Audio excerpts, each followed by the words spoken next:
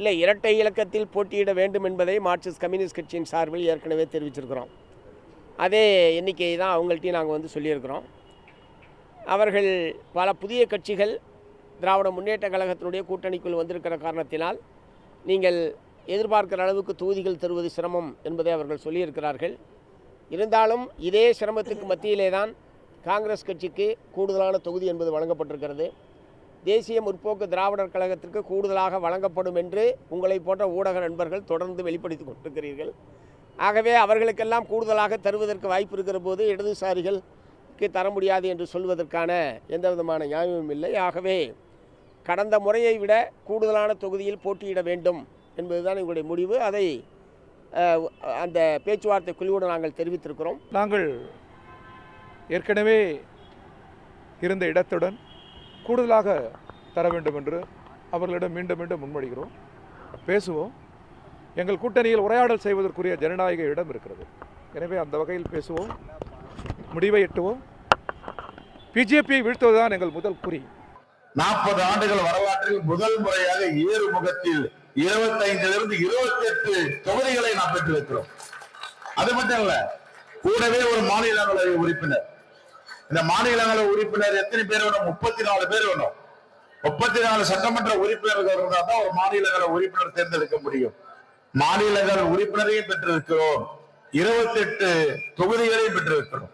திமுகவை அல்லது திமுக தலைமையிலான கூட்டணியை எதிர்க்கக்கூடிய வலிமை பெற்ற ஒரு அணி இன்னும் தமிழகத்தில் உருவாகவில்லை. அதிமுகவும் சிதறி கிடக்கிறது. அதிமுக கூட்டணி 2021 அமைந்த கூட்டணியும் இன்னும் முழுமையாக ஒன்று சேரவில்லை. எனவே திமுக தலைமையிலான கூட்டணியை எதிர்க்கிற வலிமை பெற்ற ஒரு மாற்று கூட்டணி அல்லது எதிர்கூட்டணி தமிழகத்தில் உருவாகவில்லை என்பதுதான் யதார்த்தமான உண்மை. கூட்டணியில் மாற்றம் வருமானு கேட்டீங்க, வருவதற்கான வாய்ப்பு இருக்கு. ஏன்னா திமுகவினுடைய கூட்டணி நம்ம பார்த்துக்கிட்டு இருக்கோம். உள்ள இருக்கக்கூடிய சலசலப்பை பார்க்குறோம். தேர்தல் எப்பொழுதுமே நெருங்கும் பொழுது ஒரு ஃபைனல் ட்விஸ்ட் எப்பவுமே தமிழக அரசியல் இருக்கும். தமிழக அரசியலில் எல்லா முறையும் தேர்தல் ஜஸ்ட் டிக்ளேர் ஆகிறதுக்கு முன்னாடி ஒரு ஃபைனல் ட்விஸ்ட் இருக்கும். இந்த டைம் என்ன ட்விஸ்ட்னு பொறுத்திருந்து பார்த்துக்கலாம். தேசிய ஜனநாயக கூட்டணியை பார்த்து திமுகவுக்கு பயம் வந்து விட்டதுன்னு சொல்லி பாஜக விமர்சனம் பண்றாங்க. பிரதமர் மோடியோட எங்களுக்கு ஏங்க பயம்? அவங்க தாங்க பயந்து ஒவ்வொருத்தரைய காலையா உறிந்து கெஞ்சிக்கிட்டு இருக்காங்க, எங்களோட கூட்டணிக்கு வா வான்னு. எங்களுக்கு என்னங்க பயம்? நாங்கள் ஜில்லுன்னு போய்கிட்டு இருக்கோம். 2026 நாங்கள் தான் ஜெயிக்க போகிறோம். அது எங்களுக்கு தெரிஞ்சு போச்சு, அவங்களுக்கும் தெரிஞ்சு போச்சு. அதனால தான் அவங்க இன்னும் இழுத்துக்கிட்டே இருக்காங்க. தொகுதி உடன்பாடு கூட பண்ண முடியாமல் தடுமாறிட்டு இருக்காங்க. விவாத மேடைக்கு வரவேற்கிறோம். ஒரு பக்கம் காங்கிரஸ் கட்சிக்கு அதிகமான தொகுதிகள் கொடுத்துருக்கீங்க, கூடுதலான தொகுதியில் இந்த முறையும் கொடுத்துருக்கீங்க, அதனால் எங்களுக்கு கொடுக்கணும்னு இடதுசாரிகளும், அதே போல் கூட்டணி பற்றி நிலை பற்றி திருமாவளவன் பேசுவதை கேட்டோம். மற்றொரு பக்கம் அதிமுகவில் பாஜக வைக்கக்கூடிய டிமாண்டு பெரிய டிமாண்டாக இருக்குது. அந்த அழுத்தத்தை சமாளிக்க முடியாமல் அங்கே கூட்டணி பேச்சுவார்த்தையே ஒரு நிலை பெறாமல் இருக்குது. திமுக கூட்டணியில் காங்கிரஸோடு மனிதநேய மக்கள் கட்சி, ஐயுஎம்எல், மதிமுக, கடைசியாக கொங்குநாடு மக்கள் தேசிய கட்சி, இத்தனை பேர்த்தோடு ஏற்கனவே உடன்படிக்கை கையெழுத்தாயிடுச்சு. இந்த பக்கம் இதுவரைக்கும் ஒரு கட்சியோடு கூட உடன்படிக்கை கையெழுத்தாகவில்லை. இன்னும் ஒரு இழுபறி நிலை இருக்கிறது அதிமுக கூட்டணியில் பார்க்குறோம். இப்போ 2 பக்கமும் பரஸ்பரம் கூட்டணி கட்சிகள் பெரிய கட்சிகள்கிட்ட அதிகமாக எதிர்பார்க்கிறார்கள் என்பது மட்டும்தான் கலை யதார்த்தமாக இருக்கிறது. அப்போ தொகுதி பங்கீட்டில் நெருக்கடி யாருக்கு? திமுகவுக்கா அதிமுகவுக்கா? இதைத்தான் நம்ம பேச இருக்கோம். நம்மோடு திமுகவிலிருந்து விபி கலைராஜன், அதிமுகவிலிருந்து ஜவஹர் அலி, மார்க்சிஸ்ட் கம்யூனிஸ்ட் கட்சியிலிருந்து திரு அருணன் அவர்கள் இணைந்திருக்கிறார்கள். விரைவில் பாஜகவிலிருந்து திரு ஜி.கே. நாகராஜ் இணையிருக்கிறார்கள். அனைவருக்கும் வணக்கம். நான் முதல்ல திரு கலைராஜன் உங்கள்கிட்ட இருந்து தான் தொடங்கணும்னு நினைக்கிறேன். மார்க்சிஸ்ட் கம்யூனிஸ்ட் கட்சி மாநில செயலாளர் திரு சண்முகம் அவர்கள் வெளிப்படையாகவே சொல்லிட்டார், எங்களுக்கும் அதிகமான தொகுதிகளில் கொடுக்கணும், காங்கிரஸுக்கும் கொடுக்க முடியுது, கூடுதல் கட்சிகள் கூட்டணிக்கு வந்தாலும் எங்களுக்கு கொடுப்பதில் என்ன சிக்கல் இருக்குது, அது சரியில்லை அப்படின்ற வெளிப்படையான கருத்துக்களை சொல்ல ஆரம்பிச்சிருக்காங்க. அவர் மார்க்சிஸ்ட் கம்யூனிஸ்ட் கட்சியினுடைய தலைவர் பேசுகிற போது அவர் கூறிய கருத்தில் எந்த மாறுபட்ட கருத்தும் கிடையாது. நாங்கள் அதிக எண்ணிக்கையில் எங்களுடைய கூட்டணியை எங்களுடைய கட்சிக்கு கூடுதலாக இடங்கள் கேட்டிருக்கிறோம். புதிதாக சில கட்சிகள் சேர்ந்திருக்கிற காரணத்தினால் கூடுதலாக இடம் கொடுக்க முடியாத நிலையில் அவர்களுக்கும் இருக்கிறது. இருந்தாலும் எங்களுக்கு அது கூடுதலாக நாங்கள் அதை வலியுறுத்தி இருக்கிறோம் என்று தான் அவர் சொல்லியிருக்கிறார். அதே போல் இந்திய கம்யூனிஸ்ட் கட்சியும் அப்படி தான் சொல்லியிருக்கிறது. திருமாவளவன் அவர்களும் இந்த கூட்டணியை விட வலிமையான கூட்டணி எதுவும் இல்லை எனவே இதை வீழ்த்தக்கூடிய அளவுக்கு சக்தி வாய்ந்த கூட்டணியாக அதிமுக கூட்டணி இல்லை. எனவே இந்த கூட்டணி தான் வெற்றி பெறக்கூடிய கூட்டணியாக இருக்கிறது என்பதை அவரும் வலியுறுத்தியிருக்கிறார். நீங்கள் சொன்னதைப் போல ஏற்கனவே நாங்கள் 5 கட்சிகளோடு கூட்டணி பேசி முடிவெடுத்து விட்டோம். மதிமுக உள்பட எல்லா கட்சிகளும் அது மனப்பூர்வமாக ஏற்றுக்கொண்டு போட்டாங்க. எல்லாரும் இருக்கிற சூழ்நிலைக்கு ஏற்ப அவர்கள் ஏற்றுக்கொண்டு நாங்கள் இந்த கூட்டணியை வெற்றி பெற வைப்பது தான் எங்களுடைய தலையாய கடமை என்று மதிமுகவினுடைய பொதுச்செயலாளர் வைகோ அவர்களும் பேசியிருக்கிறார்கள். எனவே இன்னும் 2-3 நாட்களில் மற்ற கூட்டணிகளும் இன்னும் 2-3 கட்சிகளும் மற்றவர்களும் பேசி முடிக்கப்பட்டுவிடும். எதிர்பார்ப்பு அவர்கள்ட்ட கூடுதலாக வேணுன்ற எதிர்பார்ப்பு, விருப்பங்கள் இருக்கும். கொடுக்கக்கூடிய இடத்துல திமுக இருக்கா? இல்லை, கேட்கறது அவர்களுடைய உரிமை. எவ்வளவு வேண்டுமானாலும் கேட்கறது அவர்கள் உரிமை. மற்ற கட்சிகளும் கூடுதலாகத்தான் கேட்டார்கள். மதிமுகவும் மற்றவர்களும் கூடத்தான் கேட்டார்கள். யார் கேட்கறது தவறுன்னு சொல்லலாம். ஆமாம், அது வந்து கொடுக்கக்கூடிய இடத்துல இருக்கா திமுக? கொடுக்கக்கூடிய நிலையில் நாங்கள் இருக்கிறோமா என்பது கேள்வி தான் நீங்கள் கேட்குறீங்க. இருக்கிற மற்ற கட்சிகளையும் பார்க்க வேண்டும். நாங்களும் தனித்து பெரும்பான்மையோடு நாங்கள் ஆட்சி அமைக்க வேண்டும். கூட்டணி ஆட்சி கிடையாது என்பதை எங்களுடைய முதலமைச்சர்கள் தெளிவாக சொல்லிவிட்டார்கள். அந்த பேச்சுக்கு இடமில்லை என்று சொல்லி அதை தமிழ்நாட்டு மக்களும் அந்த காலத்திலும் ஏற்றுக்கொண்டதாக வரலாறு இல்லை கூட்டணி ஆட்சி என்பதை. எனவே அதற்கு தகுந்தாக போல் திமுக பெரும்பான்மை இடங்களில் நாங்கள் நிற்க வேண்டும். இதையெல்லாம் எடுத்து சொல்லி புரிய வைத்து அவர்கள் கேட்பதற்கு நாங்கள் எங்களால் கொடுக்க முடிந்ததை நீங்கள் பெற்றுக்கொள்ளுங்கள் என்று நாங்கள் சொல்வதை அவர்கள் ஏற்றுக்கொள்வார்கள் நம்பிக்கை எனக்கு இருக்கிறது. எங்கள் கூட்டணியில் சிறிதளவு கூட ஒரு நம்பிக்கை வெளிப்படுத்துறீங்க. நிச்சயமாக நம்பிக்கை இருக்கிறது. எங்களுடைய கூட்டணி தலைவர்களும் அதை ஏற்றுக்கொள்கிற அந்த நிலையான கூட்டணியாக பல தேர்தல்கள் நாங்கள் சந்தித்திருக்கிறோம். கடந்த பாராளுமன்ற தேர்தலுக்கு வந்து உள்ளாட்சி பேசுவோம். ஆனால் அதிமுக கூட்டணியில் இன்னும் ஒரு நிலைப்பாடு அவர்கள் வந்து இன்னும் எந்த பேச்சுவார்த்தையும் நடக்கவில்லை. எந்த மாதிரியான ஒரு தீர்வும் கண்டதாக எனக்கு தெரியவில்லை. பேசிக்கிட்டு இருக்கார்களோடு இதுவரையிலும் எந்த தீர்வும் அவர்கள் எந்த கட்சியோடும் கூட்டணி பேச்சுவார்த்தை முடிந்ததாக எனக்கு தெரியவில்லை. எனவே குழப்பம் அங்குதான் இருக்கிறது ஒழி எங்களிடத்தில் எந்த குழப்பம் இல்லை. எங்கள் முதல்வர் தெளிவாக இருக்கிறார். அதிலே ஜவஹர் அலி ஏப்ரல் 2025 அப்போவே 9-10 மாதத்துக்கு முன்னாடியே கூட்டணியை வந்து முடிச்சிட்டிங்க. அப்போவே எல்லாமே இறுதி செஞ்சிச்சு. ஆனால் எண்ணிக்கை வந்து ஏதோ ஒரு உடன்படிக்கை எட்டப்படாமலே இருந்துகிட்ருக்கு. என்ன காரணம்? எந்த பிரச்சனையும் இல்லை, எல்லாம் முடிஞ்சிருச்சு அப்படின்னாங்க. டெல்லி போயிட்டு வந்தார் திரு எடப்பாடி பழனிசாமி. ஆனாலும் இன்னும் முடியாமையே இருக்கே. பிரதான கட்சி அவங்க கூட்டணியில் வந்து காங்கிரஸ் அவர்களோட கையெழுத்து போட்டாச்சு. அதுக்கப்புறம் திரும்பி ஒரு 5 கட்சியோடு வந்து இறுதி செஞ்சுட்டாங்க. உடன்படிக்கை ஆயிடுச்சு. ஒரு சில கட்சிகள் தான் பாக்கி இருக்குது. ஏன்னா மித்த எல்லாமே வந்து இடதுசாரிகளும் விசிகே மட்டும்தான். இப்போ தேமுதிக மித்த எல்லாமே ஒரு சீட்டில் உதயசூரியனில் நிற்கிற கட்சிகள் தான். அப்போ என்ன அதிமுகவில் பிரச்சனை? அதிமுக தலைமையிலான என்டிஏ கூட்டணி எந்த பிரச்சனையும் இல்லை. எண்ணிக்கையெல்லாம் முக்கியம் இல்லை, எண்ணங்கள் தான் முக்கியம் என்ற அடிப்படையில் இந்த கூட்டணி மிக ஸ்மூத்தாக மிகச் சிறப்பாக போய்கிட்டு இருக்குது. ஒரு விஷயத்தில் கருத்தொற்றுமை 2 பேருக்குமே இருக்குது. திமுகவும் சரி உங்களுக்கும் சரி 2 பேரும் சொல்கிறது எங்கள் 2 கூட்டணியிலையும் கருத்தொற்றுமை இருக்குது. எங்கள் கூட்டணியில் தான் முழுமையாக இருக்குது. அதாவது நோட்டுக்கும் சீட்டுக்கும் உள்ள கூட்டணி இல்லை. இது திமுக கூட்டணியில் வேணால் சொல்லலாம். எங்கள் கூட்டணியில் அப்படிப்பட்ட இதே இல்லை. ஏன்னா ஒரே இலக்கு தான், திமுகவை வீட்டுக்கு அனுப்பணும். அதற்கு என்ன பண்ணணுங்கிற ஒரு இலக்கோட தான் இப்பொழுது 13 கட்சிகள் கூட்டணி சேர்ந்திருக்கோம். ஏன் அப்போ கையெழுத்து போட முடியல? இது வரைக்கும் நம்பரை ஃபைனலைஸ் பண்ண சார், நாங்கள் கூட்டணி அமைச்சு 3 மாநாடு கூட்டணி கட்சி தலைவர்களை வச்சு 3 மாநாடு நடத்தி அந்த கூட்டத்தில் பேசி எல்லாரையும் பேச வச்சு இன்றைக்கு இந்த கூட்டணி இன்டாக்ட் கூட்டணின்னு போட்டு இழுத்து கட்டி போட்டு வச்சிருக்கோம். புரியுதுங்களா? ஆனா திமுக அவர் சொன்னாரு 2019 பல தேர்தல்களில் வெற்றி சேர்ந்து தந்திச்சிருக்கோம். அதை விட இன்டாக்ட் இல்லையா? மனசாட்சியோட சொல்லுங்க சார். காங்கிரஸுக்கு சீட்டு கொடுத்துட்டீங்க. ஆமா, சீட்டு கொடுத்துட்டீங்களா? அதற்கு பிறகு ராகுல் காந்தி வர்றதா இருந்தாரு. 3 முறையும் தடை போட்டு வர்றதெல்லாம் இல்லை. சரி, கனிமொழி அம்மையார் அங்க போய் ஏதோ வந்து குய்யோ முறையாண்டு ஏதோ சொல்லி ஏதோ போட்டு அவங்க நம்பர் போட்டு கையெழுத்து போட்டு முடிச்சிட்டாங்க சார்.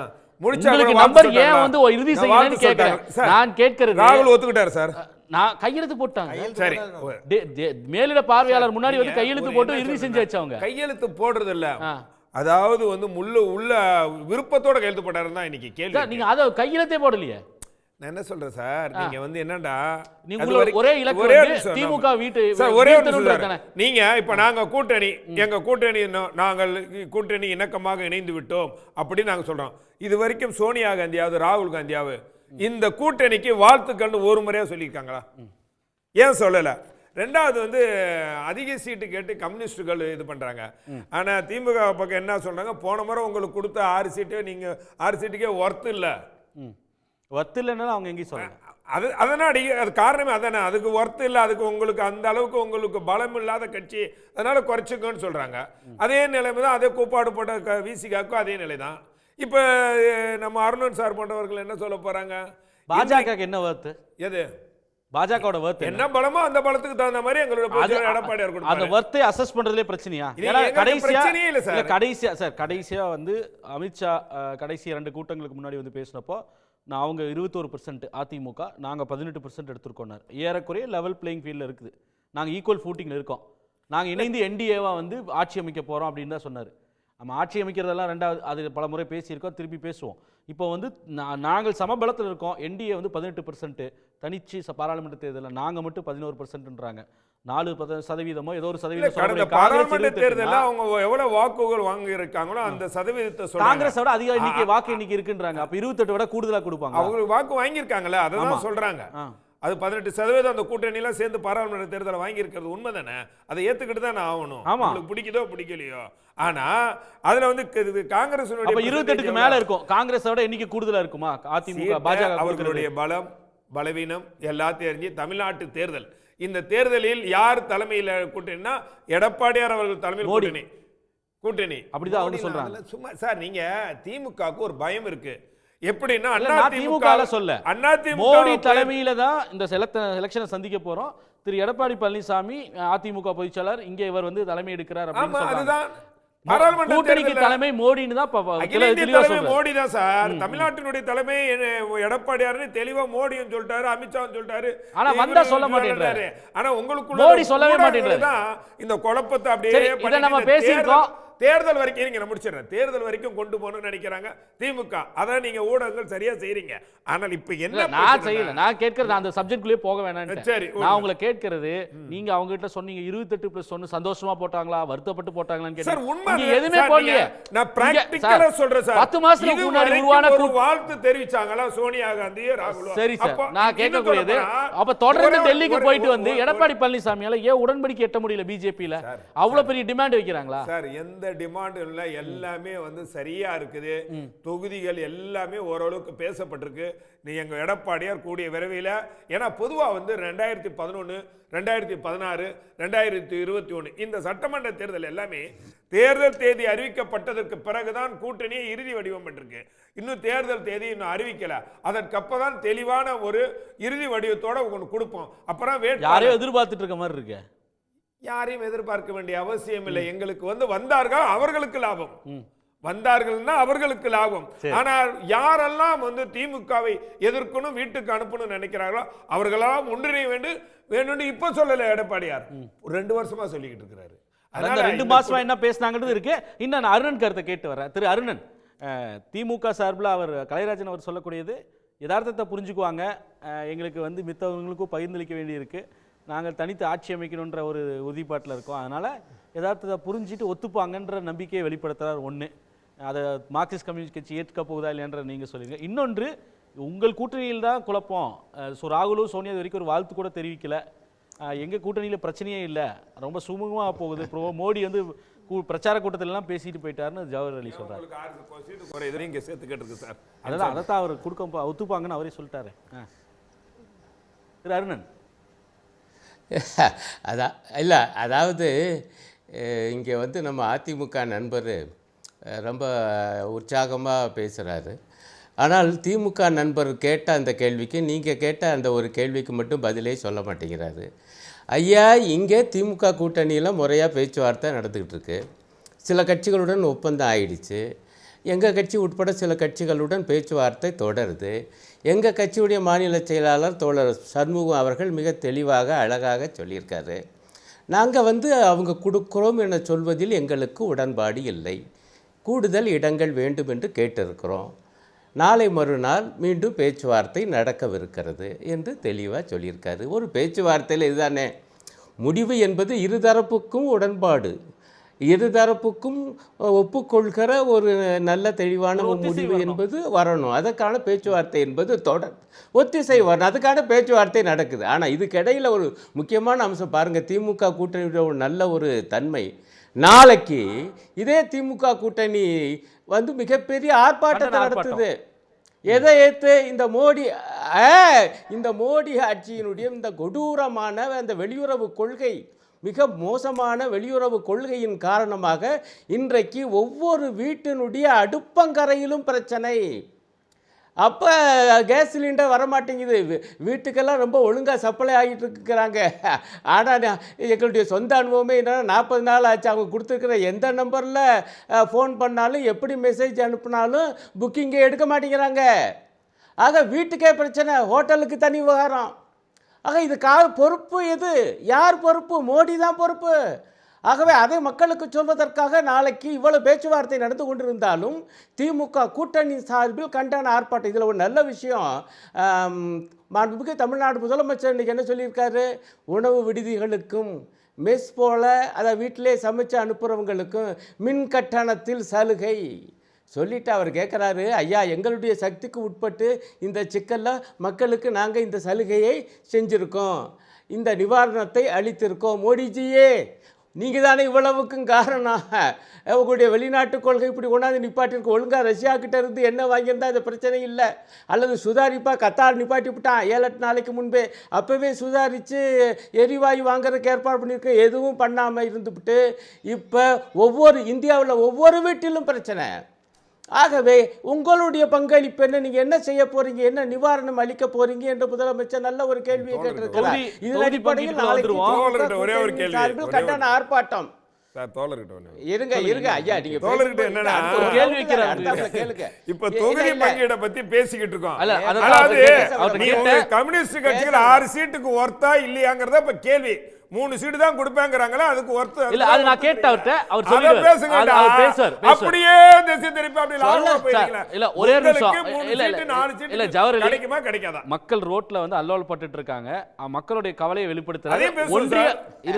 ஒரே நிமிஷம், ஒன்றிய பாஜக அரசு எடுத்த நடவடிக்கைகள் சரியில்லை, இந்த மேற்காசிய போற கையாண்ட விதம் சரியில்லை அப்படின்ற ஒரு விமர்சனத்தை பாஜக மேல தான் விமர்சனம் வைக்கிறார். ஒன்றிய அரசு மேல தான் விமர்சனம் வைக்கிறார். தமிழ்நாட்டு மக்களுடைய பிரச்சனையை முன்வைக்கிறார். அதனாலதான் நானும் வந்து அவர் அதே சமயத்துல அவர்கள் சட்டம் ஒழுங்கு பிரச்சனைக்கு ஒரு போராட்டத்தை தாராளமா அதை நீங்க பண்ணுங்க. அவர் வந்து மக்கள் பிரச்சனையை வந்து அவங்க மக்கள் பிரச்சனையை எழுப்புறாரு, அது பேசட்டும், அதாவது தப்பு இல்ல. நம்ம கூட்டணிக்குள்ள வந்துருவோம் சார், நம்ம கூட்டணி பேச்சுவார்த்தைக்குள்ள வந்துருவோம். இல்ல கதி கவனமா நான் பாருங்க, நான் தெளிவாக சொன்னேன். நெறியாளர் அவர்களே அவர் என்னையும் பேச விட மாட்டார். நாங்கள் முதல்ல இந்த கூட்டணி பேச்சுவார்த்தை பற்றி தெளிவாக சொன்னேன். எங்களுடைய செயலாளர் சொல்லிடுவது எவ்வளவு சரியானது என்பதை சொன்னேன். அவர் மீண்டும் இன்னொரு பாக்கிங்கள் நாளை போராட்டம் இருக்குது, நாளை மறுநாள் மீண்டும் பேச்சுவார்த்தை நடக்க போகுதுன்னு சொல்லியிருக்காரு. இதுக்கிடையில் ஒர்த்தா இல்லையான்னு சொல்லி இவராக ஒரு கேள்வியை கேட்பாரு, நான் அதுக்கு பதில் சொல்லணும்னா நான் திருப்பி கேட்க மாட்டேன். நீங்களே நல்லா கேட்டீங்க, பாஜகவுக்கு எவ்வளோ தர போகிறாங்க, அவங்க எவ்வளவுக்கு ஒர்த்து என்று எடப்பாடியார் முடிவு பண்ணிட்டாரா? எப்போ அமித்ஷால அறிவிச்சார் உங்கள் கூட்டணியை பக்கத்தில் பொம்மை மாதிரி உட்காந்துருந்தார் எடப்பாடியார். நீங்கள் வந்து எங்களை பார்த்து கேள்வி கேட்டால் இப்போ அவங்களுக்கு எவ்வளோ தர போகிறீங்கன்னு அப்போ நான் திருப்பி கேட்குறதா? நாங்களாக பேச்சுவார்த்தை நடத்திட்டு இருக்கோம். அங்கே என்னன்னே தெரியல, என்ன நடக்குதுன்னு ஜவஹர் அலிக்கே தெரியாது. பாஜக எவ்வளவு, அதை விட கொடுப்பு பாஜகவிட்ட தான் நாங்கள் சீட்டு வாங்குவோம்னு சொல்லி யார் சொல்லுகிறா? தமிழ் மாநில காங்கிரஸ் சொல்லுது. தினகரன் சொல்றாரு, இதை விட ஒரு கேவலம் எடப்பாடியாருக்கு உண்டு. நாங்க எல்லாரும் திமுக பேசுறோம், ஆனா அவங்க எல்லாரும் எடப்பாடியார்ட்ட அதிமுக பேச மாட்டீங்க. இதெல்லாம் நான் இல்ல சொல்றேன், இதெல்லாம் நான் பேசினா இப்ப அவர் தாங்குவாரா? நான் வந்து இன்றைக்கு மக்கள் பிரச்சனை திரு நாகராஜ், 2 முக்கியமான விஷயங்கள். ஒன்று, ஏன் இந்த தாமதம்? இன்னொன்னு, காங்கிரஸை விட கூடுதல் வாக்குகள் இருக்கிறதா நீங்க பாராளுமன்ற தேர்தலுக்கு முன்பே பாஜக சொன்னது. 11% உங்களுக்கு மட்டுமே இருக்குன்னு சொன்னீங்க. அப்போ நிச்சயமாக 28 தொகுதிகளுக்கு மேல் இருக்குமா பாஜக நிற்கக்கூடிய தொகுதிகள் அப்படின்ற ஒரு எதிர்பார்ப்பும் இருக்கிறது. என்ன காரணம்? அதிகமாக டிமாண்ட் பண்ணுறதுனால, நிறைய தொகுதிகள் கேட்கறதுனால தாமதமா, இல்லை மித்தவர்களுக்கும் சேர்த்து நாங்களே வந்து பிரித்து கொடுப்போம் என்று பெரிய அளவிற்கான எண்ணிக்கையில் அதிமுக டிமாண்ட் பண்ணுறீங்களா? அதாவது என்டிஏ கூட்டணி இன்னைக்கு தமிழகத்தில் மரியாதைக்குரிய எதிர்க்கட்சி தலைவர் எடப்பாடி அவர்கள் தலைமையில் அமர்ந்திருக்கின்ற இந்த என்டிஏ கூட்டணி ஒரு கொள்கையில் உறுதியான கூட்டணி, தேச நலன் கொண்ட கூட்டணி. இப்போ இந்த கட்சியில் இருக்கிற பாட்டாளி மக்கள் கட்சி மருத்துவர் அன்புமணி ராமதாஸ் ஆகட்டும், தமிழ் மாநில காங்கிரஸ் தலைவர் ஜி.கே. வாசன் ஆகட்டும், அமமுகனுடைய தலைவர் மரியாதைக்குரிய தினகரன் ஆகட்டும், எல்லாருமே ஒரு வலிமையான கொள்கை கொண்டவர்கள். இன்றைக்கி இந்த திமுக என்ற இந்த தீய சக்தியை வீழ்த்த வேண்டும் என்ற ஒரு உறுதியான நெறிப்பாட்டோடு அவர்கள் வந்து ஒரு ஒற்றுமையாக, நீங்கள் பார்த்துருப்பீங்க கடந்த முறை திருச்சி மாநாடும் சரி, அதற்கு முன்னாடி மதுரை ஆகட்டும், இப்படி கூடுகின்ற கூட்டமே இதற்கு அளவற்ற ஒரு கூட்டமே காட்டுகிறது எந்த அளவுக்கு மக்கள் இந்த கூட்டணியை விரும்புகிறார்கள் என்று. இன்னொரு பக்கம் திமுக அப்படின்னா இன்னைக்கு தேசிய நெடுஞ்சாலையில் பார்த்தீங்கன்னா அந்த ஹோட்டல் முன்னாடி கொடியை வச்சுக்கிட்டு உள்ளே வாங்க வாங்கன்னு கூப்பிடுவாங்க, சாப்பிட்டுட்டு போங்க வாங்கன்னு. அது மாதிரி அறிவாலய வாசலில் நின்றுக்கிட்டு எல்லாரையும் கொடி வச்சுட்டு கூப்பிடாத குறையா யார் வந்தாலும் வாங்க கூட்டணிக்கு அப்படின்னு நம்முடைய முதலமைச்சர் அவர்கள் எல்லாத்தையும் அழைச்சிட்ருக்கார். ஏறக்குறைய 24க்கும் மேற்பட்ட சாதிய மதவாத கூட்டணிகளை உள்ளடக்கி வச்சுக்கிட்டு இன்றைக்கி ஒரு மிகப்பெரிய குழப்பம் அங்கே உருவாகிருக்கிறதுங்கிறத மாற்று கருத்து இல்லை. ஏன்னா ராகுல் காந்தி இன்றைக்கி ஒரு மிகப்பெரிய முரண்பாட்டோடு நிற்கிறாரு. விடுதலை சிறுத்தைகள் வந்து ஆட்சி அதிகாரத்தில் பங்கு, எங்களுடைய கோரிக்கை கொள்கை அது என்றைக்கும் நிலையானதுன்னு சொன்னவங்க இப்போ கடந்த முறை உள்ளே போயிட்டு வந்து தொகுதி பகிர்வே அதிகார பகிர்வுங்கிற நிலைமை கீழே இறங்கி வந்திருக்கிறாங்க. ஸோ இதெல்லாம் பார்க்குறப்ப மக்கள் தெளிவாக புரியுது. ஒரு பக்கம் திமுக என்பது பணக்கூட்டணி, என்டிஏ கூட்டணி என்பது ஜனக்கூட்டணி. இதை மக்கள் தெளிவாக புரிஞ்சுட்டாங்க. இதில் நீங்கள் முக்கியமான ஒரு விஷயம் எங்களை பொறுத்த வரைக்கும் வந்து ஒரு பெரிய ஒற்றுமை இருக்குது அப்படின்ற ஒரு விஷயத்த சொன்னீங்க. உங்களுடைய முதலமைச்சர் வேட்பாளர் என்று திரு எடப்பாடி பழனிசாமி தான் திரு ஜவஹர் லவலி சொல்கிறார். அவர் சொல்லக்கூடியது, திரு எடப்பாடி பழனிசாமி அவர்கள் சொல்லக்கூடியது கொள்கை வேறு கூட்டணி வேறுன்றதை அவரே தெளிவுபடுத்துகிறார். ஆனால் நீங்கள் கொள்கை ஒற்றுமை எங்களுக்கு இருக்குன்றதை சொல்கிறீங்க, அதுலேயே வந்து அடிப்படையில் ஒரு முரண். இன்னொரு விஷயம், எங்களுக்குள்ளே வந்து எந்த ஒரு இதுவெல்லாம் இல்லை, நாங்கள் வந்து வரக்கூடிய ஹைவே ஹோட்டல் மாதிரி நின்றுட்டு வரக்கூடியவர்கள்லாம் கூட்டணிக்கு கூப்பிடல அப்படின்னு சொல்கிறீங்க. ஆனால் இப்போ கூட பாஜக இருக்கக்கூடிய தலைவர்களும் சரி, அதிமுக தலைவர்களும் சரி, விஜய் வரப்போகிறாரு வருவார் அப்படின்ற கருத்துக்களை தான் பேசுகிறாங்க. திமுக எதிர்ப்பு இருக்கக்கூடிய யார் வேணால் வரலான்றாங்க. சென்ற வாரம் வரைக்கும் விஜயை வந்து கடுமையாக விமர்சனம் செஞ்சுட்டு எல்லாரும் எம்ஜிஆர் ஆக முடியாது, அவருக்கு என்ன கொள்கை இருக்கிறது அப்படின்னு இன்ஃபேக்ட் வந்து திரு பாஜக மாநில தலைவர் நயினார் நாகேந்திரன் சொன்ன வார்த்தைகள் நான் இப்போ சொல்ல விரும்பலை. அவரை பற்றி என்ன பேசினார் அப்படின்னு, விஜய் பற்றி. அப்போது அந்தளவுக்கு பேசிட்டு இன்றைக்கி அவர் வாங்க அப்படின்னு வருவார்னு வெயிட் பண்ணிட்டு இருக்கிறது பாஜகவும் அதிமுகவும் தானே. திமுக வந்து வரக்கூடியவர்கள் எல்லாம் சேர்க்கணும்னு சொல்லும்போது இந்த பக்கம் நீங்களும் அப்படி தானே விஜய்க்காக காத்துக்கிட்டு இருக்க ஒரு நிலை தானே பார்க்க முடியுது. சரி, ஒன்று நீங்கள் புரிஞ்சுக்கணும். பாரதிய ஜனதா கட்சி 1984 2 சீட்டில் இருந்து இன்றைக்கு உலகத்தை மிகப்பெரிய கட்சியாக, இந்தியாவை 3வது முறையாக பலம் பொருந்திய ஆளுகின்ற கட்சியாக, கூட்டணி அத்தனை பேர்த்துக்கும் இடம் கொடுத்து அனுசரித்து செல்கிற கட்சியாக இருக்கின்ற கட்சி பாரதிய ஜனதா கட்சி.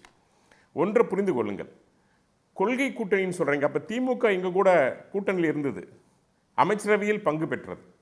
கொள்கை என்பது என்ன? இன்னைக்கு ஒற்றை நோக்கம்தான், இந்த தமிழ்நாட்டிற்கு தீய சக்தியாக தீமைகளை செய்து கொண்டிருக்கின்ற, தொடர்ச்சியாக மக்களை துன்பத்தில் ஆழ்த்தி கொண்டிருக்கின்ற இந்த திராவிட முன்னேற்ற கழகத்தை ஆட்சியிலிருந்து அகற்ற வேண்டுங்கிற ஒரே கொள்கை தான் இன்றைய நிலைமையில் எல்லார் கண்ணு முன்னாடி நிற்குது. ஏன்னா அந்த அளவுக்கு தமிழக மக்கள் கடுமையாக பாதிக்கப்பட்டிருக்கார்கள். ஆனால் நீங்கள் திமுகவில் எடுத்துட்டீங்கன்னா தேமுதிக அன்னைக்கு உள்ளே வந்திருக்கிறாங்க. என்ன நோக்கத்தில் உள்ளே வந்தாங்க? வந்த உடனே ஒரு எம்பி சீட்டை கொடுத்து கூட வச்சுருக்கீங்க. இது வரைக்கும் தொடர்ச்சியாக அவங்க கூட விடுதலை சிறுத்தைகள் கட்சி திருமாவளவன் கூட வந்துட்டு இருக்காரு. அவங்க கட்சிக்கு அந்த ஆஃபர் இல்லை. இன்னைக்கு மதிமுக இன்னைக்கு எண்ணிக்கை குறைக்கப்பட்டிருக்கு. ஆனால் திடீர்னு தேமுதிக நீங்க உள்ள வச்சிருக்கீங்க. நீங்க கொடுக்க மாட்டீங்கனால அவங்க கேட்கல. என்னங்க நீங்க எந்த அழுத்தத்துல எந்த அழுத்தத்துல சில மாதங்களுக்கு முன்னாடி வந்தாரு, அவருக்கு ராஜ்யசபா சீட் உடனே எதுக்கு கொடுத்தாங்க? அதிமுக இருக்கிற ஒருத்தருக்கே கொடுத்துருக்கலாம்ல, பாஜக கொடுத்துருக்கலாம்ல, ஏப்ரல் மாத கூட்டணியில் இருந்து பாஜக கொடுத்துருக்கலாம்ல, அன்புமணி ராமதாஸுக்கு ஏன் திடீர்னு கொடுத்தாங்கன்னு அந்த கேள்வி எழுமில்ல. அன்புமணி ராமதாஸ்க்கு ஏற்கனவே கொடுக்கப்பட்டிருக்கிறதானுங்க, அது ஒன்று. ஆனால் நீங்கள் இன்னொரு பக்கம் பார்த்தீங்கன்னா தேமுதிகங்கிற அந்த கட்சி ஆரம்பிக்கப்பட்டது நோக்கம் என்ன? திமுகவை எதிர்த்து ஆரம்பிக்கப்பட்ட கட்சி. இன்றைக்கு அந்த கட்சி அங்கே போய் அடக்கலம் ஆயிருக்குது அப்படின்னா அப்போ நோக்கம் என்ன? எதை வைத்து நீங்கள் அழைத்திருக்கிறீர்கள்? எதை காண்பித்து நீங்கள் அழைத்திருக்கிறீர்கள்? மக்கள் ஏற்றுக்கொள்வார்களா? விஜயகாந்தோடைய உண்மையான ரசிகர்கள் ஏற்றுக்கொள்வார்களா? இதையெல்லாம் நீங்கள் பார்க்கணும். அது இந்த கூட்டணிங்கே ஒரு முரண்பட்ட கூட்டணி. நீங்கள் ஏதாவது கட்சியில் எண்ணிக்கை அதிகமாக இருந்தால் போதும், போகிற போக்க பார்த்தா திமுகவுக்கே சீட் இருக்குமா எண்ணிக்கையிலங்கிற அளவுக்கு நம்பிக்கை இன்னைக்கு குறைஞ்சு போச்சு. ஏன்னா அந்த அளவுக்கு நியாயமான கேள்வி கேட்குறீங்க. எத்தனை சாதிய கட்சிகள், எத்தனை மதவாத கட்சிகள்? நீங்க கேட்கக்கூடிய கேள்வியில் இருக்கக்கூடிய நியாயத்தை நான் புரிஞ்சுக்கிறேன். அப்போ அதே விமர்சனம் வந்து அதிமுக மேலேயும் அமமுக மேலேயும் வராதா? எடப்பாடி பழனிசாமி கட்சியை கூட இல்லை, எடப்பாடி பழனிசாமி அவர்களை எதிர்த்து உருவான கட்சி தான் அமமுக, டிடிவி தினகரன் உருவாக்கிய கட்சி. சென்ற 1.5 மாசத்துக்கு முன்னாடி கூட அவர் முதல்வர் வேட்பாளர்னா நான் வந்து அவரோட போறதுக்கு பதில் அவரை முன்மொழியறதுக்கு பதில் தூக்கில தொங்கிடுவேன்னு சொன்னாரு. அப்போ அந்த முரணை எப்படி கணக்குல சேர்த்துவீங்க? நீங்க வந்து சொல்லக்கூடியது திமுக எதிர்ப்பு நிலையில தேமுதிக இருந்துச்சு, ராஜ்யசபாக்கு ஒத்துக்கிட்டு போச்சுன்னா தூக்கில தொங்கிடுவேன்னு சொன்ன கட்சி இன்னைக்கு அவரை முன்மொழிகிறதுன்னு சொல்றது எப்படி மக்கள் ஏத்துப்பாங்க? இன்னொன்னு முக்கியமான இதையும் சேர்த்தே சொல்லிடுங்க. அமமுக தினகரன் அவர்கள் நான் பாஜகவோடு தான் வந்து தொகுதி பங்கீடு செய்வேன்னு சொல்றாரு. திரு எடப்பாடி பழனிசாமிகிட்ட பண்ண மாட்டேன்றாரு. எடப்பாடி பழனிசாமி தான் கூட்டணிக்கு தலைமைன்னு திரு ஜவஹர் அலி சொல்கிறார். ஆனா வந்து பாஜகவோடு தான் வந்து பேசுவேன், அங்கதான் சீட்டு வாங்கிக்குவேன்றாரு. ஆனா பாஜகவுக்கே நாங்கள் அவர்களுடைய ஸ்ட்ரென்த் பார்த்து தான் நாங்க கொடுப்போம்னு சொல்லி ஜவஹர் அலி சொல்கிறார், அதிமுக சொல்லுது. அப்ப அந்த முரண்லாம் எப்படி சரியாறது? அதான் மக்கள் பார்க்க மாட்டாங்களா? பாருங்க, பாஜக எங்களுடைய நிலைப்பாட்டில் அமித்ஷா வந்து முதல் நாளே சொல்லிட்டாரு, தமிழ்நாட்டை பொறுத்த வரைக்கும் கூட்டணிக்கு தலைமை என்பது மரியாதைக்குரிய எதிர்க்கட்சி தலைவர் எடப்பாடி பழனிசாமி அவர்கள் தாங்கிறத தெளிவுபடுத்திட்டு போயிட்டாங்க. ஒன்று. ரெண்டாவது, இந்த கூட்டணி முரண்பாடுகள், கொள்கை முரண்பாடுகள் எல்லா கட்சியிலும் இருக்குது. இதற்கு முன்னாடி நீங்கள் நான் சொல்கிறேன், திமுக பாஜக கூட்டணி இருந்திருக்கிறது. நேருவின் மகளே வருகை, நிலையான ஆட்சி தருக, எந்த காங்கிரஸ் கடுமையாக எதிர்த்து மீசா சட்டத்தில் கையில் சிறைகளை போட்டு எவ்வளவு கொடுமைப்படுத்தப்பட்ட திமுக இந்திரா காந்தி அவர்களை வரவேற்றதோ, இது அரசியல் அப்படின்னு வர்றப்போ ஒற்றை எதிரியை வீழ்த்துகின்ற பொழுது தமிழ்நாட்டை காக்க வேண்டும் என்று அத்தனை கட்சிகளும் இந்த நலன் விரும்புகிற கட்சியில் ஒன்று சேர்கின்ற பொழுது இதெல்லாம் எங்களுக்குள்ள பிரச்சனை இல்லை, எங்களுக்குள்ள பிரச்சனை, நாங்கள்லாம் மாமா மச்சான், நாங்கள்லாம் அண்ணன் தம்பிங்க, எங்களுக்குள்ள பேசி சரி பண்ணிக்குவோம். ஆனால் தமிழக மக்களை காப்பாற்ற வேண்டும் என்கின்ற ஒற்றை நோக்கத்தோடு இன்னைக்கு என்டிஏ கூட்டணி வலிமை பெற்றிருக்கிறது. இன்னைக்கு நோக்கம் ஒன்றே, வலிமை இருக்கக்கூடிய கட்சி கூட்டணிக்கு தலைமை தாங்கக்கூடிய திரு எடப்பாடி பழனிசாமி கிட்ட தொகுதி பங்கீடு பேச்சுவார்த்தையை திரு டிடிவி தினகரனால் நடத்த முடியல. நான் பாஜகவோட தான் பேசுவேன், எடப்பாடி பழனிசாமியோட பேச மாட்டேன்னு அவரும் சொல்கிறார். இவரும் அதை ஏற்க தயாரா இல்ல. நீங்க இல்ல அவர் அதான் திரும்ப சொல்றேன், இன்னும் காலம் இருக்கிறது. இன்னும் வந்து இன்னொரு முறை எங்களுடைய மரியாதைக்குரிய பிரதமர் மோடி அவர்கள் இங்கே வர இருக்கிறாங்க. இன்னும் பல கட்சிகள் இன்னைக்கு பார்த்தீங்கன்னா திமுக இருக்கிற கட்சிகளே இன்றைக்கு உறுதியாக இருக்குன்னு சொல்ல முடியாது. ஏன்னா இன்னைக்கு எனக்கு தெரிய விடுதலை சிறுத்தைகள் உடைய மனநிலை வந்து மிகவும் ஒரு அவங்க அதிகாரத்தில் பங்குங்கிறது மிக தெளிவாக இருக்கிறாங்க. இன்னைக்கு அந்த சமுதாயம் மிக அதிகமான வாக்கு வங்கிகளை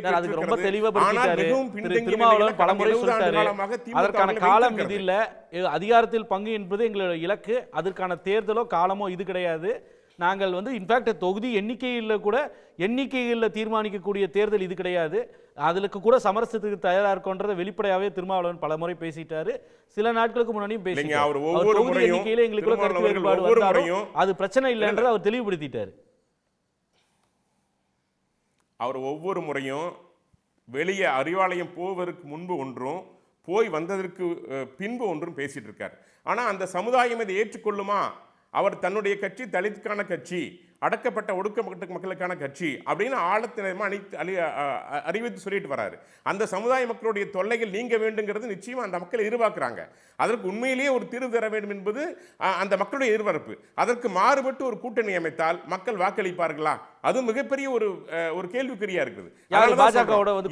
இந்த இன்றைய நிலைமையில இன்னும் கூட்டணி அவருக்கு எந்த காலத்திலும் பாஜக கூட்டணிக்கு இருக்கவே மாட்டாது, அங்க வைக்க மாட்டேனே சொல்லியிருக்காரு. வேற எந்த கூட்டணிக்கு அவர் போவாரு?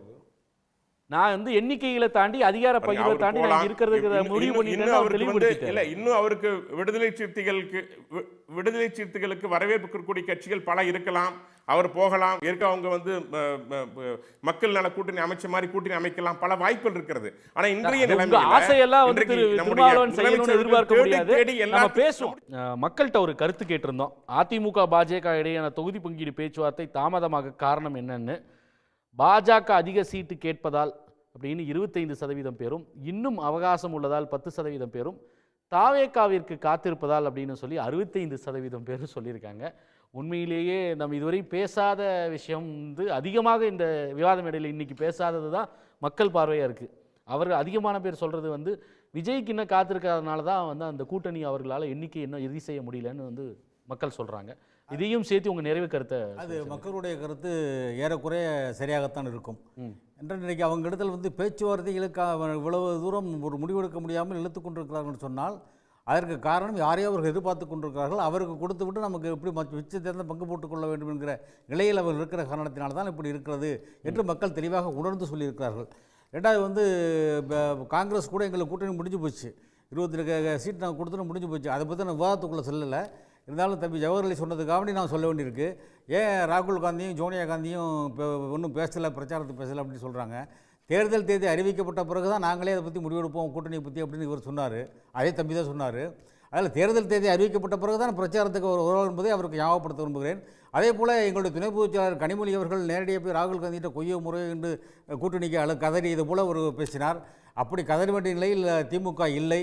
அது எனவே அதை நான் அதுக்கு மேல் அதை அந்தக்குள் நான் டீப்பாக பேச விரும்பலை. அது ஒன்று. அப்புறம் மின்கட்டணம் இன்றைக்கி கேஸ் இல்லாததுனால மின்கட்டணத்தை மின்சாரத்தை யூஸ் பண்ணுங்கன்னு சொல்லியிருக்காங்க. அவன் சொல்லியிருக்காங்க. இந்தியாவிலேயே மக்களை உணர்வுகளை உணர்ந்து இது ஒவ்வொரு மக்களுடைய வீட்டிலும் ஒவ்வொரு வீட்டிலும் உள்ள பிரச்சனை என்பதை உணர்ந்து எங்களுடைய முதலமைச்சர் கடிதம் எழுதியது மட்டுமல்லாமல் அப்படி மின்கட்டணத்திற்காக ஒரு யூனிட்டுக்கு 2 ரூபாய் சலுகை என்று எந்த மாநிலத்திலும் அறிவிக்காத அளவிற்கு முதலாக அறிவித்திருப்போர் எங்களுடைய முதலமைச்சர் என்பதை நீங்கள் இங்கே தெளிவுபடுத்த விரும்புகிறேன். போர் வந்ததுக்கு அப்புறம் இது போன்ற ஒரு முடிவு மாநில அரசு, இது தமிழ்நாட்டில் திமுக அரசு எடுத்தது. இந்தியாவிலே தமிழ்நாட்டில் மட்டும்தான் நம்முடைய முதலமைச்சர் மட்டும்தான் அறிவிச்சிருக்கிறாரு. இது அவருடைய பரந்த மனப்பான்மையும் மக்களை பாதுகாக்க வேண்டும் நல்ல எண்ணத்தையும் நீங்கள் உணர்ந்து கொள்ள வேண்டும். அப்புறம் தீய சக்தி சீய சக்தின்னு நாகராஜன் சொல்கிறாரு. திமுக தீய சக்தின்னு நாங்கள் ஒழிச்சு கட்டுறது அவங்கள தான். தீய சக்தினா என்னன்னு எனக்கு அர்த்தம் தெரியல. முதல்ல நாங்கள் என்ன பாபர் மசூதி இடித்தோமா, இல்லை கிறிஸ்தவர் முஸ்லீம்களுக்கு டெய்லி அடித்து கொண்டுகிட்டு இருக்கோமா, இல்லை மணிப்பூரில் கொள்கிற மாதிரி கிறிஸ்தவர்களை கொண்டோமா, இல்லை யூபியில் கொள்கிற மாதிரி கொண்டோமா, எதுக்காக எங்களை தீய சக்தின்னு சொல்கிறாருங்கிறது அவர் முதல்ல விளக்கம் கொடுக்கணும். நாங்கள் என்ன பண்ணிட்டோம், இங்கே என்ன நாங்கள் பரூக் அப்துல்லா துப்பாக்கியால் சொல்ல போனாங்களே அது என்ன, அதுதான் அதுக்கு பேர் தான் தீய சக்தி.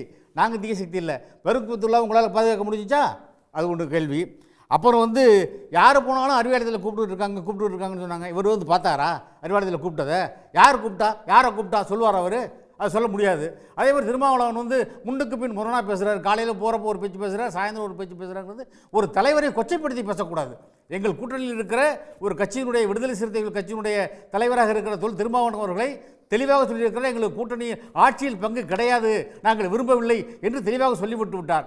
அப்படி சொன்னதற்கு பின்னாலும் அவர் முன்னுக்கு பின் முரணாக பேசிக் கொண்டிருக்கிறார் என்று அவரை சொல்லுவது அவருடைய அரசியல் தெளிவான அரசியலை கொச்சைப்படுத்துவதை நான் வன்மையாக கண்டிக்கிறேன் நாகராஜன் அவர்களை. அதே போல் பணம் உள்ள கூட்டணி தான் இந்த கூட்டணி என்று இன்றைக்கு ஒரே மாதிரி பிஜேபி உறுப்பினர் சான்றவர் சொல்கிறார். பணம் உள்ளவர்கள் என்று சொன்னால் நீங்கள் பார்க்கலாம். நீங்கள் இன்றைக்கு இந்திய தேர்தல் பத்திரம் மூலமாக பணம் அதிகம் வசூலிப்பது எந்த கட்சி? இந்தியாவிலேயே பாஜக தான் கிட்டத்தட்ட 9,000 கோடி வசூல் பண்ணியிருக்கிறார்கள். மற்ற எந்த கட்சியும் வசூல் பண்ணல இந்த அளவுக்கு. மொத்த கட்சியில் வசூல் பண்ணதில் 85 விழுக்காடு இன்றைக்கு பிஜேபிக்கு தான் வாங்கியிருக்கிறார்கள். மற்ற கட்சிகள் அத்தனையும் சேர்ந்து வெறும் 15 விழுக்காடு தான். அப்போ பணம் யார்கிட்ட இருக்குது? பிஜேபி தான் இருக்குது. இவங்க எங்கள் கூட்டணியை பார்த்து பணம் உள்ள கூட்டணி சொல்கிறாங்க. இதான் வேடிக்கையாக இருக்குது. இதெல்லாம் மக்கள் பார்த்துக்கிட்டு தான் இருக்காங்க. நாங்கள் பணத்தை வச்சுக்கிட்டு அரசியல் பண்ணணுங்கிற தேவை எங்களுக்கு இல்லை. மக்களை நாங்கள் நம்பிக்கொண்டிருக்கிறோம், திட்டங்களை தந்திருக்கிறோம். அந்த திட்டங்கள் ஒவ்வொரு திட்டங்களும் மக்களிடத்தில் போய் சேர்ந்திருக்கிறது. அந்த சேர்ந்திருக்கிறதா என்பதை பார்ப்பதற்கு ஒரு அமைச்சர், எங்களுடைய கட்சியினுடைய துணை முதலமைச்சர் இளைஞரணி செயலாளர் சகோதரர் உதயநிதி ஸ்டாலின் அவர்களை அதற்காகவே நியமித்திருக்கிறார். அவர் திட்டங்கள் போய் சேர்ந்து கொண்டிருப்பதை பார்த்து கொண்டிருக்கிறார். எனவே ஒவ்வொருவரும் பயனடைந்து கொண்டிருக்கிறார்கள். எனவே நாங்கள் அதை எதிர்பார்த்து கொண்டிருக்கிறோம். அப்புறம் அதே மாதிரி இவர் பேசும்போது எங்கள் கூட்டணி அதே மாதிரி அவர்கள் என்ன சொல்றீங்க? சுருக்கமான சரி சுருக்கமாக சொல்கிறேன். அவங்களுக்கெல்லாம் பேசுறதுக்கு ரொம்ப டைம் கொடுத்தீங்க. இல்லை, இப்போ நீங்கள் தான் பேசிக்கிட்டே இருக்கீங்க. நான் உங்களை தொந்தரவே பண்ணல. இடைமறிக்க கூட இல்லை. இடையில மறிக்கவும் இல்லை, இடையில குறிக்கிடவும் செய்யலை. எங்களுடைய தெளிவான வாதத்தை நான் சொல்கிறேன். இவர்கள் எப்படி போனாலும் சரி, எப்படி பண்ணினாலும் சரி, எங்கள் கூட்டணியில் எந்தவித பிரச்சனையும் வரப்போவதில்லை. பேச்சுவார்த்தை சுமூகமாக தீர்ந்து இன்னும் 2 நாட்களில் முடிவெடுத்து விடுவோம். அதற்கு பிறகு எங்களுக்கு எல்லாரும் ஒத்துழைத்து எங்கள் பிரச்சாரம் தீவிரமாக இருக்கும். தமிழ்நாட்டு முதலமைச்சர் மீண்டும் எங்களுடைய அண்ணன் தளபதி அவர்கள் தான் வருவார் என்று மக்கள் தீர்மானித்து விட்டார்கள். எங்கள் கப்பல் ஓடுகிற கப்பல், மூழ்குகிற கப்பல் அல்ல. எனவே அந்த கப்பலில் நாங்கள் பயணம் செய்து இந்த கருத்து கேட்பு கேட்டிருக்கீங்க. அதில் திமுக கூட்டணி இன்னும் குழப்பத்தில் இருப்பதற்கு என்ன காரணம்னு ஒரு கருத்து கணிப்பு கேட்டிருந்தீங்கன்னா அது நல்லா இருந்திருக்கும். ஏன்னா இந்த கூட்டணியை பொறுத்த வரைக்கும் திமுக காங்கிரஸ் கூட்டணி ஒரு நிர்பந்தத்தில் தான் இந்த கூட்டணி அமைஞ்சிருக்குன்ட்டு நான் தொடர்ந்து சொல்கிறேன். காரணம், இது வரைக்கும் அதை பற்றி ராகுலோ சோனியாவோ எந்த வாழ்த்தும் தெரிவிக்காமல் அமைதியாக இருப்பது ஒரு சந்தேகத்தை எழுப்புறது. ரெண்டாவது, தீய சக்தின்னு ஏன் சொன்னா, புரட்சித் தலைவர் எம்ஜிஆர் சொன்னார், அம்மாவும் சொன்னார்னா மக்களுக்கு எதிரான ஒரு ஊழல் கட்சி என்பதால் அதை சொல்லிக்கிட்டு இருக்கோம்.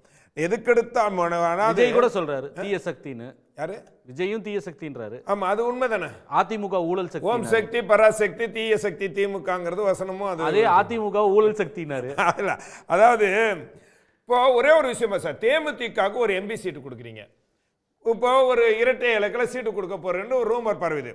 ஏன்னா இதில் தலித்துக்கள் கட்சிகளுக்கு விசிகா அவர்கள் புறக்கணிக்கப்படுற அந்த வேதனை. முஸ்லீம்கள் தமிழகத்தில் 10% வாக்கு வங்கி இருக்கக்கூடிய முஸ்லீம்களுக்கும் இன்றைக்கு ஒட்டுமொத்தமாகவே எம்பி சீட் இல்லை, எதுவுமே இல்லை, 6 தொகுதி. இப்போ இந்த குழப்பம் ஏன் பாஜக நீங்க உங்க கூட்டணி கட்சியான பாஜக கேட்கலாம்ல? ஏன் உத்தரப்பிரதேசத்துல ஏன் பாராளுமன்ற தேர்தலில் ஒரு முஸ்லீம் கூட சீட் கொடுக்கல? நாங்க எப்ப குஜராத்ல கொடுக்கல, உத்தரப்பிரதேசல கொடுக்கல, பார்லிமெண்ட்ல கொடுக்கல, இந்த தமிழ்நாட்டுல கூட ஒரு முஸ்லீமையாவது வந்து நிறுத்தறாங்களா? இருந்து நீங்க நேஷனல் சேனல் நடத்தும் போது அது கேளுங்க. ஆனால் தமிழ்நாட்டுக்கு வசியத்தை நாம் பேசிக்கிட்டு இருக்கேன். ஏன் வந்து ஏன்னா தமிழ்நாட்டில் உள்ள முஸ்லிம்களுக்கு சீட்டு குறைக்கப்பட்டிருக்கு. அதே மாதிரி தலித்துகளுக்கு வந்து கொடுக்கக்கூடிய பிரதிநிதித்துவம் எஸ்டிபிஐயும் மனிதநேய ஜனநாயக கட்சி சேர்த்துறாங்க. ஐயுஎம்எல்க்கு குறைத்த ஒரு சீட்டை இங்க கொடுக்கறாங்கல்ல. வெற்றி பெறுவதற்கு காரணமே முஸ்லிம்கள் ஓட்டுகள். அப்ப அந்த பிரதிநிதித்துவத்தை நீங்க குறைச்சிட்டு போனீங்கன்னா என்ன நீங்க அவர்களுக்கு ஐயுஎம்எல்க்கு குறைச்சதா சொல்றீங்க? இல்ல ஐயுஎம்எல்க்கு குறைச்சதானே சொல்றீங்க? ஐயுஎம்எல்க்கு கொடுத்திருக்கீங்க. அதுக்கு பதிலா மனிதநேய ஜனநாயக கட்சி தமிழ் அன்சாரிக்கு ஒரு சீட் கொடுக்கறாங்க. எஸ்டிபி உங்க கிட்ட இருந்து விட்டு போன கட்சிக்கு ஒரு சீட் கேக்குறாங்க. அப்ப தேமுதிகவுக்கு திமுகல இரட்டை இலக்க சீட் எம்பி சீட் கொடுக்குறீங்களா? ஏன் தலித் அதாவது பட்டியலினத்தை சார்ந்த ஒரு கட்சிக்கோ பட்டியலினத்தை சார்ந்த கட்சி அது இல்ல, பட்டியலினத்தை சார்ந்த கட்சி இல்ல, அவருடைய உரிமைகளை மக்களுக்காக முன்னெடுக்கக்கூடிய ஒரு கட்சிக்கோ இல்ல சிறுபான்மை முஸ்லிம்களுக்கும் கிறிஸ்தவர்களுக்கும் குரல் கொடுக்கக்கூடிய ஒரு கட்சிக்கோ ஏன் கொடுப்பதில்லை? இத வந்து நியாயமான கேள்வி. அது திமுக சார்பில் கேட்கணும். இல்ல நான் ஆனா கேட்கிறேன். அப்ப நான் அதே தான் என்ன கேட்கிறேன். அப்ப ஜான் பாண்டியனுக்கு வந்து இரட்டை இலக்கத்துல சீட் கொடுக்க போகுது அதிமுக? சார் நீங்க ஒரு கட்சியினுடைய வலு இருக்கு தெரியுமா, பலம் இருக்குதுல்ல, அது எல்லோருக்கும் தெரிஞ்ச விஷயம். கடந்த தேர்தலில் அவங்க எவ்வளவு வாக்கு வாங்கினாங்க? பிஜேபி இத்தனை சதவீதம் 11% வாங்கிட்டாங்க. கூட்டணி கட்சிகள் வாங்கியிருக்காங்க. எங்களுக்கு பலம் இருக்கு, கூடுதல் எண்ணிக்கையில சீட் ஜான் பாண்டியன் கேட்கிறாரு. அப்படிதான் வரும். நாங்க வளர்ந்திருக்கோம், கூடுதல் எண்ணிக்கையில் எங்களுக்கு சீட்டு வேணும் ஜான் பாண்டியன் கேட்கிறாரு. கிருஷ்ணசாமி கேட்கிறாரு, இன்னும் உங்க கூட்டணிக்கு வரல, ஆனா ஜான் பாண்டியன் நாங்க வளர்ந்துட்டோம், எங்களுக்கு வலுவா இருக்கோம்னு சீட்டு கேட்கிறாரு. ஏன் கூட அதே எண்ணிக்கையில கொடுப்பாங்க? எங்க கூட்டணியில பிரச்சனையே இல்ல சார். அப்ப பிரச்சனையே திமுக கூட்டணியில தான் இருக்கு. எல்லாருமே சொல்றாங்க கம்யூனிஸ்ட் வரலையே, வளரலையா? அப்போ ஏன் குறைச்சாங்க? முஸ்லீமுக்கு தாமுக இல்ல, அவங்க நீங்க வளராதனால குறைச்சது திமுக சொல்லியா? அப்போ எதுக்காண்டி குறைச்சாங்க? கூடுதல் கட்சியில வந்திருக்கு, அதனால கொஞ்சம் அட்ஜஸ்ட் பண்ணிக்கங்கன்னு கேட்டாங்க. கூடுதல் கட்சினா திமுக அட்ஜஸ்ட் பண்ணனும், எதுக்கு அவங்க அட்ஜஸ்ட் பண்ணனும்? அது அவங்க ரெண்டு பேரும் பேசிக்கிறாங்க. இங்க அதிமுகல ஏன் வரல? சார் எங்களுக்குள்ள பிரச்சனை வந்து சீட் சார். அதிமுகல என்ன சார் பிரச்சனை? கூட்டணி அதாவது ஆட்சியில் அதிகாரம் கேட்டவங்க பேசவே மாட்டேங்கிறாரு. அடிப்போன்னு சொன்னது காங்கிரஸ். அவர் சொந்த அந்த மாணிக் தாகருக்கு நேத்து பாக்குறேன் புதிய பொறுப்பு போட்டு கொடுத்திருக்கிறார் ராகுல் காந்தி. சரி, அப்போ கட்சியில் இருக்க பொறுப்பு போடுறாரு. என்ன சார் என்னடா இது எல்லாம் ராகுல் காந்தி சொன்னதின் பேரில் தான் நம்ம மாணிக் தாகர் அடிச்சிருக்கிறாரு. எல்லாம் கரெக்ட் சார், நீங்க சொல்றதெல்லாம் நான் ஒத்துக்கிறேன். அதிமுக பாஜகல டிடிவி தினகரன் அதிமுக தொகுதி எண்ணிக்கையே பேச மாட்டேன்றாரு. அதை பத்தி பதிலே வர மாட்டேங்குது சார். அதுக்கு அவருக்கு ஒரு காரணம் இருக்கு சார். அவர் ஏற்கனவே என்டிஏ கூட்டணியில் இருந்தவர். என்டிஏ கூட்டணி மூலமா தான் இந்த கூட்டணியில் அதிமுக தலைமையிலான கூட்டணிக்கு வந்திருக்கிறோம். எடப்பாடியே சொல்லியிருக்காரு, நாங்க என்டிஏல சேர்ந்திருக்கோம் அவர் சொல்லி. ஆமா, நாங்க தான் இப்பதான் சேர்றோம். அதனால வந்து அந்த கூட்டணி இந்த பிரச்சனை எல்லாம் யாரு கொடுக்கணும்? ஆனால் அதுல ஒட்டுமொத்த கட்சிக்கும் பிஜேபிக்கா இத்தனை சீட்டு, இவருக்கா இத்தனை சீட்டு, அத்தனை சீட்டு கொடுக்கக்கூடிய அதிகாரம் யாருக்கிட்ட இருக்குன்னா எடப்பாடி கிட்ட தான் இருக்கு. சரி, என்டிஏல போய் அதிமுக இணைஞ்சிருக்கு அப்படின்னா அப்போ ஒருவேளை அதிமுக எவ்வளவு சீட்டுன்றத கூட என்டிஏ பாஜக தான் பிரிச்சு கொடுக்குமா? கூட்டணி சார் தலைமை அதிமுக. ஆனா நீங்க தான் சொன்னீங்க என்டிஏல போய் அவர் சேர்ந்திருக்கு, அதிமுக சேர்ந்திருக்கு. ஆனால் சரி பேசுவோம், இன்னும் ரெண்டு பேர் இருக்காங்க. எல்லாரும் சொன்னது பிறகு மீண்டும் மீண்டும் குழப்ப தேவையில்லை. அதனால எங்க கூட்டணியில பத்தி இல்ல இன்னும் ரெண்டு பேர் இருக்காங்க. அவங்க இல்ல இல்ல இல்ல சாரி சாரி இல்ல இல்ல இன்னும் சார் ஒரு நிமிஷம் தான் இருக்கு. சாரி திரு அருணன், உங்களுடைய நிறைவு கருத்து முடிச்சிருங்க சுருக்கமா. இல்ல இல்ல வர நான் உங்ககிட்ட வரேன். இல்ல அதாவது பாஜக தலைமையிலான தேசிய ஜனநாயக கூட்டணியின் ஆட்சி தமிழ்நாட்டிலும் வர வேண்டும் என்று பிரதமர் மோடி வந்து இங்கே 3 கூட்டங்களில் பேசியிருக்கார். இப்போ இந்த ஆட்சி தமிழ்நாட்டுக்கு வரணும் என்று அதிமுக அதில் இருக்குது. அவங்க சொல்கிறாங்கன்னா அந்த ஆட்சி ஏற்கனவே நடக்குது. நடக்கிற அந்த ஆட்சியுடைய லட்சணம் என்ன என்று மக்களுக்கு தெரியாதா? ஒரிசாவிலங்க கடந்த 1.5 ஆண்டுகளில் மட்டும் 56 மதக்கலவரங்கள் அந்த பாஜக ஆட்சி காலத்தில் நடந்திருக்கு. 7 கொலைகள் எது சம்பந்தமாக தெரியுமா? பசு காப்பு சம்பந்தமாகவே 7 கொலைகள். இவங்க தான் சட்ட ஒழுங்கை பற்றி பேசுகிறாங்க. அஸ்ஸாம் முதலமைச்சர், பாஜக முதலமைச்சர் முஸ்லீம்களை நோக்கி துப்பாக்கியை காமிக்கிறாரு. மகாராஷ்டிரா பாஜக முதலமைச்சர் முஸ்லீம்களுக்கான இடஒதுக்கீட்டை காலி பண்ணிட்டாரு. திமுக நண்பர் சொன்னது போல ஜம்மு காஷ்மீரில் முன்னாள் முதலமைச்சர் ஃபரூக் அப்துல்லாவுடைய உயிருக்கே ஒல வச்சது யார் என்றால் அமித்ஷா அவர்களுடைய நேரடி கட்டுப்பாட்டில் இருக்குது அந்த மாநிலம். சட்ட ஒழுங்கை பொறுத்தவரையில் அந்த லட்சணத்தில் இருக்குது ஜம்மு காஷ்மீர். ஆகவே இந்த ஆட்சியை வாங்கி கொண்டாந்து வைக்க போகிறாங்க. இப்போ வந்து பட்டியல் சாதி மக்களுக்காக நம்ம அதிமுக ரொம்ப ஊருகினாரு. ஒரே ஒரு விஷயம் இல்லை, முடிச்சதே ஒரே ஒரு விஷயம். 2020-24 மட்டும் இந்த மோடி ஆட்சியில், பாசிச பாஜக ஆட்சியில் IAS, IPS, IFS இதில் 92%, 90%, 82% உயர் சாதியினர், பட்டியல் சாதியினர் புறக்கணிக்கப்பட்டார்கள். மிகவும் பிற்படுத்தப்பட்ட மக்கள் புறக்கணிக்கப்பட்டார்கள். இதுதான் பாஜக ஆட்சி. இதுதான் வந்து பாசிச சக்தி. இது சமூக விரோத கட்சி, சமூக நீதிக்கு எதிரான கட்சி. தமிழ்நாடு மக்கள் அவர் பதில் சொல்லிட்டார் சார். அவர் பதில் சொல்லிட்டாரு. திரு நாகராஜ் உங்களுடைய நிறைவு கருத்து முடிச்சுங்க. கூட்டணி இல்ல நண்பர் அருணன் அவர்கள் தமிழ்நாட்டில் இந்த கடந்த 5 ஆண்டு காலத்தில் 7000 கொலைகள் நடந்திருக்கிறது. அதை பற்றி பேசல, 7 கொலைகளை பற்றி பேசுகிறார். இன்னைக்கு வளைகுடா நாடுகள் பற்றி எரியுது. இன்னைக்கு தொடர்ந்து இன்னைக்கு எரிவாயுகள் வந்து கொண்டிருக்கிறது. மோடி அந்தளவுக்கு நல்ல உறவை வளர்த்து வச்சிருக்காரு. ஆனால் நீங்கள் பாருங்கள், துருக்கி, சிரியா, ஈரான், ஈராக், இஸ்ரேல், பாலஸ்தீனம், அதே மாதிரி பங்களாதேஷ், பாகிஸ்தான், ஆப்கானிஸ்தான், இங்கே எங்கேயுமே இஸ்லாமியர்கள் நிம்மதியாக இல்லை. எந்த சமயத்தில் ஏவுகணை வருதுன்னு பயந்துட்டு இருக்காங்க. ஆனால் இந்தியாவில் மட்டும் இங்கே அனைவரும் நிம்மதியோடு வாழ்ந்து கொண்டிருக்கிறார்கள். அது அண்ணன் அருணன் கவனத்துக்கு நான் கொண்டு வர விரும்புகிறேன். நம்ம எம்எல்ஏ அவர்கள் சொன்னாங்க, தேர்தல் பத்திரம் மூலமாக அதிக பணம் வாங்கியிருக்கீங்க. நீங்கள் ஒரே ஆளுகிட்ட திரு மார்ட்டின் அவரிடமிருந்து 500 கோடி வாங்கியிருக்கிறீங்க. தயவுசெய்து அதுக்கு காரணத்தை கொடுங்க. நாங்கள் முறைப்படி தொழில் முனைவோர்கிட்ட வாங்கியிருக்கிறோம், முறைப்படி வாங்கியிருக்கிறோம். ஒரு ஆள் மார்ட்டின் அவர்கள் அதே மார்ட்டின் பாஜக வாங்கியிருக்கு, அதை விட அதிகமான தொகையா இருக்கும். நான் தான் சொல்றேன், நீங்க வாங்கல நாங்க வாங்கணும் அப்படின்னா நீங்க ஏன் வாங்கினேன்னு காரணம் சொல்லணும்ல. நாங்க வெளிப்படைத்தன்மையோட தான் வாங்கியிருக்கோம். சொல்லல, அவர் சொன்னது ஒரு ஆள் மொத்தமா அரசியல் கட்சிகளுக்கு கிடைக்கப்பட்ட நன்கொடையில ஒரு அந்த காலத்துல 85% பாஜகவுக்கு மட்டும் போயிருக்கு, 15% தான் பிற கட்சிகளுக்கும் எல்லா கட்சிகளுக்கும் சேர்த்தே போயிருக்குன்றது தான் சொன்னார். அது வந்து ஏடிஆருடைய தகவல்கள் 2 நாளைக்கு முன்பு வெளிவந்தது. நேர்மையான முறையில் நேர்மையான முறையில் பணம் வரணும், வெள்ளை பணமாக வர வேண்டும், சட்ட ரீதியாக வர வேண்டுக்காக தான் சட்டமே அந்த சட்டமே கொண்டு வரப்பட்டது. வெளிப்படைத்தன்மையோடு தான் சட்டம் கொண்டு வரப்பட்டது. அதில் வந்து உச்சநீதிமன்றம் முரண்பட்டது, அதை ஏற்றுக்கொண்டோம். ரெண்டாவது இன்னொன்னு, மக்களுடைய கருத்து பாருங்க. ஏறக்குறைய அதிக அளவிலான மக்கள் வந்து தாவேக்காக வெயிட் பண்றது அப்படிங்கிற மாதிரியான சொல்றாங்க.